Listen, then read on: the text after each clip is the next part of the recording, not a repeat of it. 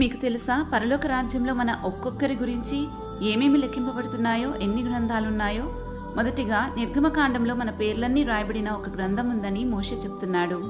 2 మత్తయి సువార్త 10వ అధ్యాయంలో మన తల వెంట్రుకలన్నీ లెక్కింపబడి ఉన్నాయని యేసుప్రభు వారు అంటారు. అంటే దానికి కూడా ఒక గ్రంథం ఉందనేగా.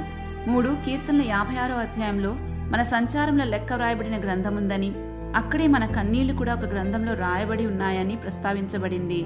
4 మత్తయి సువార్త 12వ అధ్యాయంలో మనం పలికిన ప్రతి మాట లెక్క చెప్పవలసిన రోజుందని యేసుప్రభు వారు హెచ్చరిస్తారు. అంటే మన మాటలన్నీ ఒక గ్రంథంలో రికార్డ్ చేయబడుతున్నాయని అర్థం. 5 ప్రకటన 20:12లో మన క్రియలకు సంబంధించిన గ్రంథం ఒకటి ఉందని పేర్కొనబడింది.